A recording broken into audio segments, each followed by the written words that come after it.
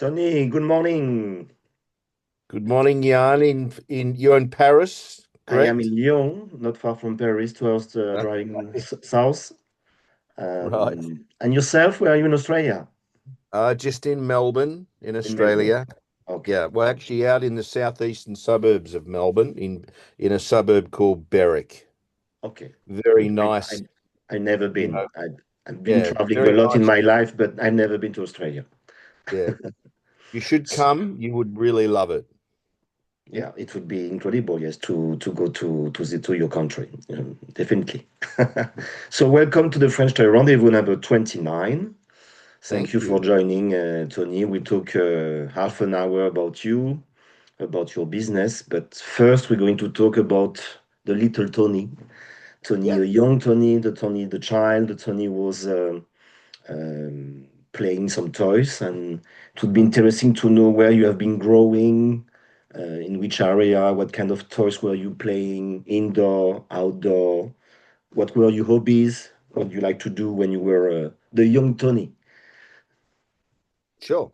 So I grew up in a suburb in Melbourne called Chadstone, Mhm. which you know was probably back in younger times was probably market gardens, etc. Mhm. But my parents built a house there, and I grew up with my parents. I had a brother, and look, probably our childhood was devoted to things that were very simple, things like scalextrics, Yep. board games, which would include things like, Scrabble, Monopoly, and things like metal toys, Mhm. etc., which, Cyclops bikes, etc., which were big in our market back in those early days. Um, but I think, a great childhood. Things have changed a lot now with technology, etc., etc. But yeah, we grew up with very basic things. I have a direct recollection of a game called Green Ghost. I I don't don't know know this whether. game. Yeah. Anyway, it's a game that you play in the dark with you have playing pieces that drop down various openings, etc., and it glows in the dark. But it was a board game in those days, and things like Connect Four, Scrabble, Monopoly, etc. But great times. Okay, what about outdoor? When you were outdoor? So outdoor was all about we had an Alsatian dog, Yes. and we used to play in the backyard. We had a metal swing set, which has been Mhm. a play pattern in our business for a hundred years. And yeah, and we would dress up as, cowboys and Indians, Yeah, yeah. etc., with bow and arrows. That you wouldn't get away with that these days, but those sorts of things. And yeah, I think the overarching conversation there, Jan, was just like great fun, and low stress in those days. Mhm. Very good. So, what are you when you were young? What were your hobbies? What did you like to do? Um, Look, I think probably hobbies were probably, pretty much devoted to sport, etc. We have a code here called AFL football, The and I used Australian to football. Australian football, yeah, which Mhm. is the biggest. It's our biggest sporting code in this country. Okay. And I had a particular love for water skiing. My Mhm. father had a boat, so we Mhm. used to go to a place in Victoria here in our part of the world, which had this beautiful man-made lake, and we would Yeah. go water skiing. Was a skiing. Um, Okay. Mhm. yeah, which was once again that's sort of getting to that sporting scenario. But we loved cricket, we loved football, all of those sorts of things. Not so much soccer, which I know is the world game, but It is, yeah. yeah, but we have in Australia a lot of things that are uniquely Australian, but yeah, that's what we would do for our leisure time. So what about rugby? Um, Never been very big on rugby. We have a sport here called the National Rugby League, which is like a derivative of, rugby union, if you Hmm. will. Um, Look, I love all sports, so I'll watch it, but I'm not sure that I understand a lot of And there what are so goes. many rules. There are more than 100 Yeah, rules, I think. Yeah. exactly. Mm. But it's a sport that actually resonates really well on television because it's on a rectangular, field, and I think it's about taking space, Yeah. so you sort of can get the gist of what's going on. And there's lots of great athletes, etc., etc. So, yeah, it's still fun to watch. Okay. So you are growing, Tony. You are a child, and you're studying probably. So when you are, I don't know, 18, 19, what do you do? Do you study something or? Um, when I was 18 or 19, look, I was probably in a situation where I was deciding what I wanted to do in life. I wasn't Hmm. particularly a great studier. I certainly didn't go to university or those sorts of things. Um, so it was really a matter of like my parents were, or my father was a tradesman. He was a plumber. Yeah. And my father's business is still in business today as a fourth generation business. My Hmm. brothers are still in that business. Yeah. So I decided that wasn't for me.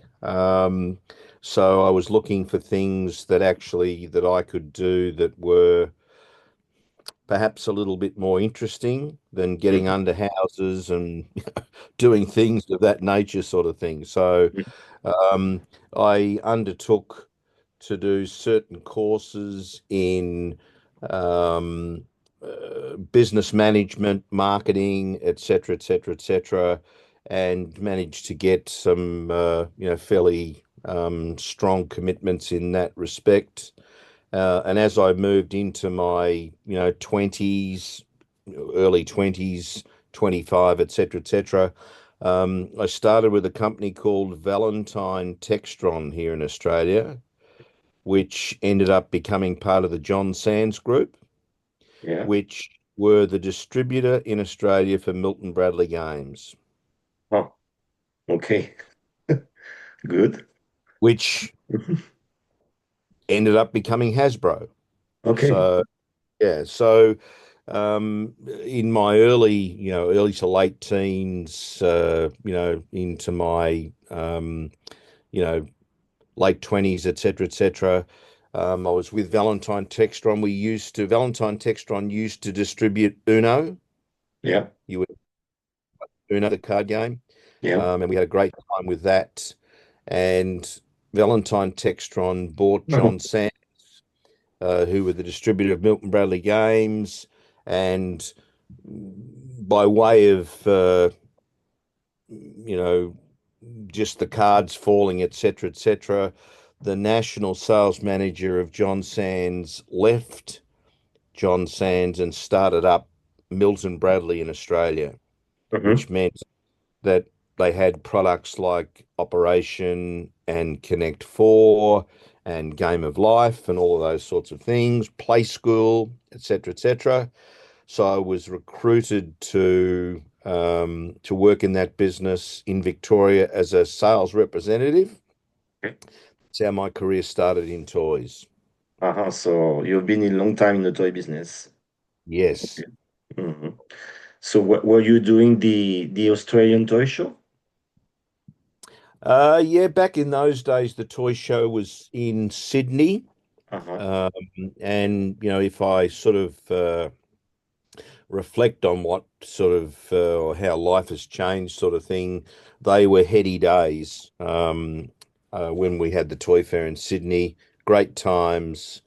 There was Milton Bradley, there was Lego, there was Toll Toys, all of these great toy companies that, some of them were in a mode of distribution where Mhm. companies represented their brands. And then as the 80s evolved, uh, the global toy companies decided, well, there's opportunity here in Australia. We will start, we'll open up our own office in Australia, and slowly, distributors disappeared in this market because the big multinationals decided we can do that ourselves.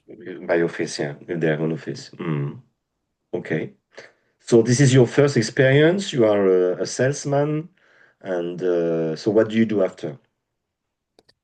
So my time with Milton Bradley, which was perhaps 6, 7, 8 years, we introduced into this market what you would call um, commercial bulk stacks of toys, Mhm. in mass retailers, where we would go into mass retailers and we would sell thousands of games, puzzles, play school products, which are preschool products. And these mass retailers would bulk stack them at the front of their stores and basically just watch the product sell. You would never get away with it today, but that's what we were able to do. I was fortunate enough in the late 80s to launch Transformers into Australia, Transformers, yeah. Mhm. which is Takara. As you would know, that brand is still around today Yeah. and still flourishing. Um, and things like Play School, obviously board games, etc., etc. And we had a great time sort of in those, early 80s to mid 80s. Hmm. Okay.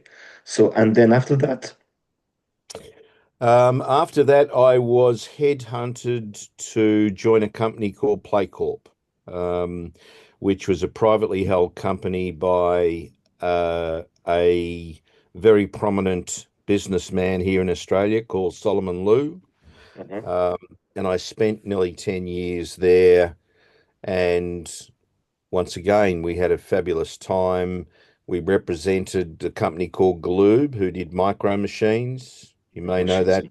that Hmm. product. That was the first time around, Hmm. and we released a lot of original toys of our own with big marketing programs behind them, including a product called Rigadoons, which was pretty much a rag doll, which was sourced out of Canada. And one of our directors bought it to Australia, and we packaged it up, put it on television. We got a TV celebrity to back the product, Yeah. help us promote it, and we sold 300,000 pieces in our market in Australia. Mm. And we used to represent things like Japanese photograph albums in Australia, and we had the lion's share of the radio control market in Australia Yeah. with a company called Tayo. Okay. So we are still in the 90s. Yep, we're in the 90s now. Yep. Okay. So when do you launch this company for the press? Is it now or you're still in No. sales? So in the 90s, I continued on and joined a publishing company called Read for Kids, who had all of the big licenses in. They had Disney, they had, Fox, we had Sesame Street, we had Sanrio, all of the big brands.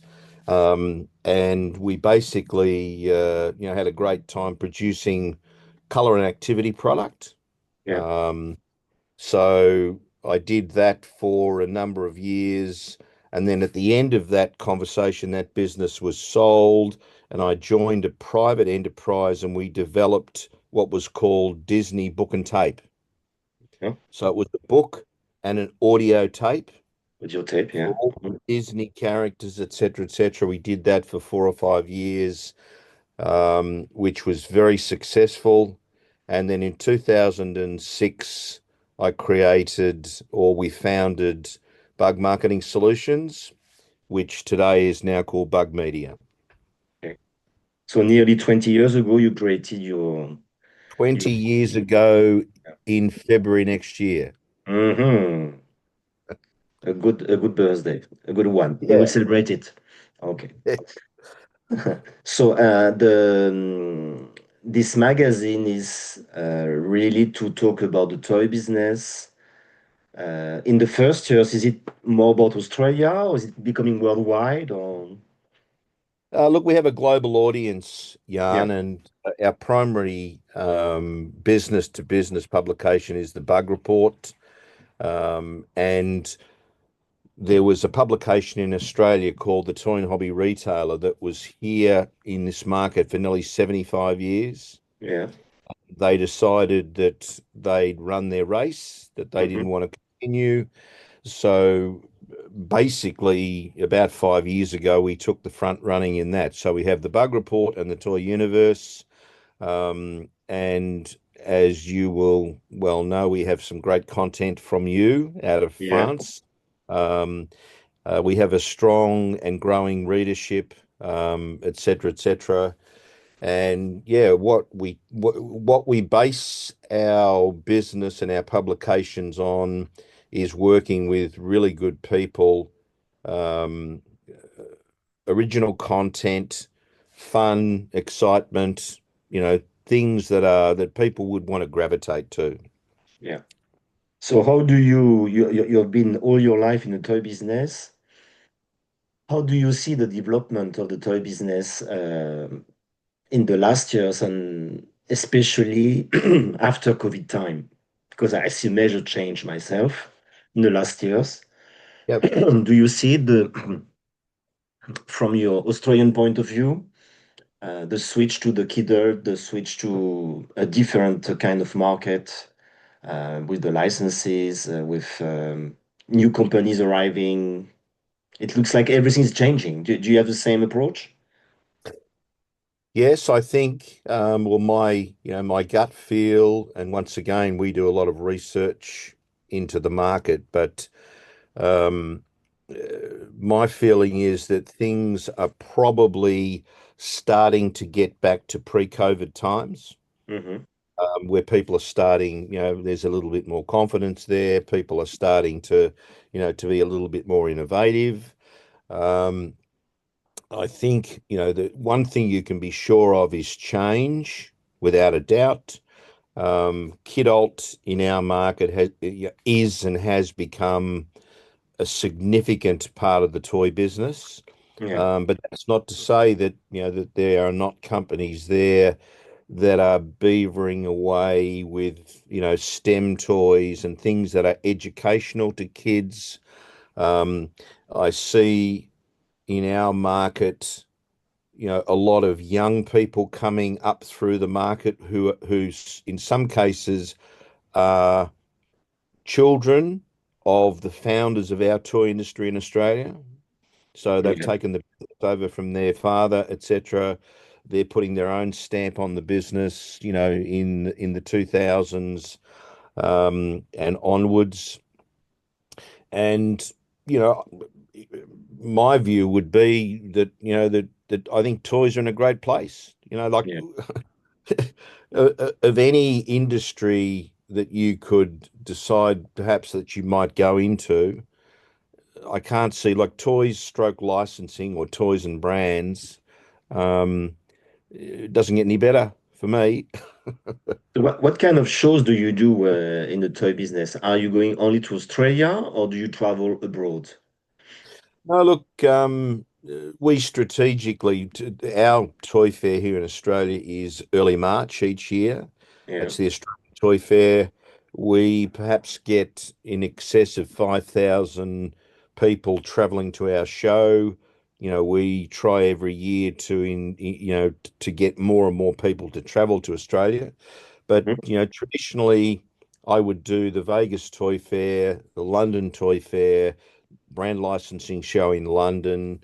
I noticed with interest, there's a gentleman you may know called Felipe Guinadou, who's just started up a show in Riyadh in Saudi Arabia. So, I see sort of toys and brand licensing on the move, growing, evolving, etc. But when is this show? Sorry, in Riyadh, in Saudi Arabia? I was not aware about that. Just happened, just Okay, in 28th of October. It's first one ever. okay. Um, but Were we you there? Were you there?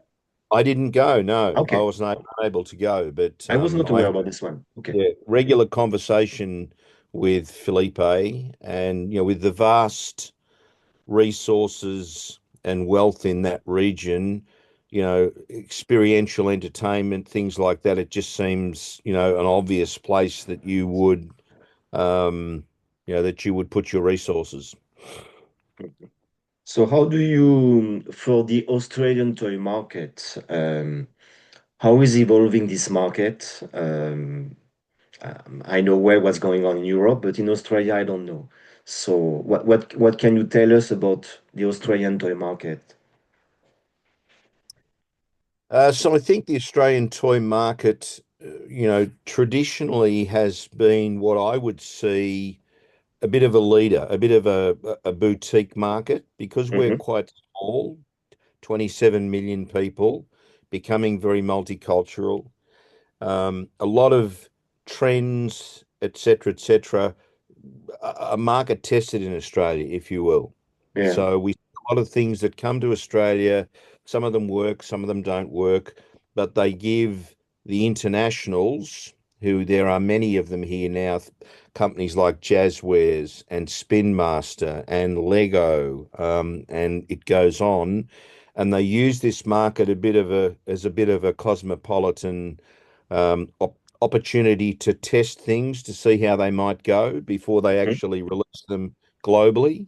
Yeah. Uh, so, I see our market is extremely vibrant. And, to me, we're a bit of a leading force, in the toy industry. Okay. Obviously, a lot bigger markets than us around the world. Um, Probably France, you may see that as a bit of a boutique market too, sort of thing. So, but I think that we help engender and road test a lot of things that where there's a big investment behind. We can provide that conduit to see whether that's going to work or whether it's not. In France, just to see if the same in Australia, this year in 2025, at the end of what we call the permanent part of the year, it was around the plus 9%. And it's mainly driven by Lego, due to their success with the Kid Art and all Yep. their licenses, in the sport business, Yep. Yep. in the flowers, and a lot of things that they have. And next year more because they have Pokemon. And then Pokemon was really growing their business. And when you take out those two, the market is nearly flat. Is it the same in Australia? Perfectly as you say, Yeah. huh? You've got Lego here, who is like an absolute dominant force in this market. Um, they have um, a relationship with a equity firm here in Australia where they partner with an equity firm who has opened 25 Lego stores throughout Australia, Okay, including 25. Tasmania. They also have a very strong business with the market at large. Yeah. They're the dominant force by a long way. And then Pokemon is actually being managed by a private company here in Australia called Banter Toys. Hmm. And they very skillfully managed, Pokemon perhaps for 25 years. So you're probably right. Like our toy business is sort of up around 7% in this market, but you're Mm. probably right. It's probably Lego, Pokemon, and Mm. perhaps other little bits and pieces sort of thing. So, The thing that I've seen too in the last years, Tony, is really when you talk about all the biggest markets in the world, the trends of the growing categories, the growing licenses, it's a bit the same everywhere, and it was not like that 20 years ago. It was quite more different, hmm. and it's very global, and now not exactly the same, but some things are about the Hmm, same and more the same. It's strange. We were so different 20 years ago in all those markets. correct. I Yeah. think, we've sort of been in and out of this globalization conversation for a long time, but I think, more generally, people are pretty much the same everywhere in the world. They gravitate to the same opportunities, et cetera, et cetera. And companies with any skill about them work out how to get those people to gravitate. And you like if you talk something like Pokemon, which is probably the biggest entertainment brand of all time, Oh yeah. and Lego, which has sort of, you know, been through the mires over many years and has sort of come out the other end as the dominant force. If I look at the amount of companies that are trying to um, emulate them in the construction space, who some of them actually create probably fairly viable businesses, but they're just like a small percentage of what the Lego machine actually creates. It's just quite amazing what they can do. So, Mm. So how do you see, last question, how do you see how do you feel the Christmas season for you? look, the Christmas season. I've been out in retail this week, Jan, and there's already a lot of activity out there. And as we've talked about, Mattel are very strong in this market with Hot Wheels and Barbie. You've got a strong presence out there for Formula One and motorsport. Yeah. Bluey is like a juggernaut leading into the movie for next year.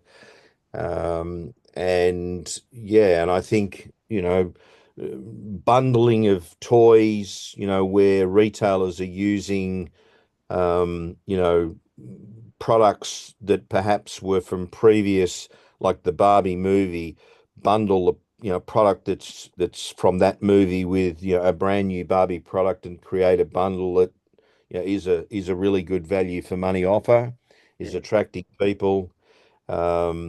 Things like die-cast are really strong in our markets. Mm. Um, STEM toys, Yeah. I think, is a very strong conduit, and that probably goes across a broad spectrum, of manufacturers and suppliers, etc. But yeah, but I see a great, um, in terms of creating displays and creating an environment that would, engender real enthusiasm with parents and kids shopping. We get better and better at it all the time. Mm. Okay, Tony. So thanks a lot for this talk. We're going to end now, and I wish you a nice Christmas and all the best. And perhaps we will meet. I don't know. Are you traveling to Nuremberg? Perhaps, yes, travel to Nuremberg, so perhaps we could catch up there. Yes, with pleasure. So keep well and thanks a lot. And it will be, on LinkedIn, give me a few Yeah. days because Max, my guy, is going to do it, and then on YouTube too. I really appreciate your time, Jan, and I think what you're doing is fabulous. Thanks a lot. See Thank you. you. Ciao. Cheers for Ciao. now. Thank Bye. you. Ciao.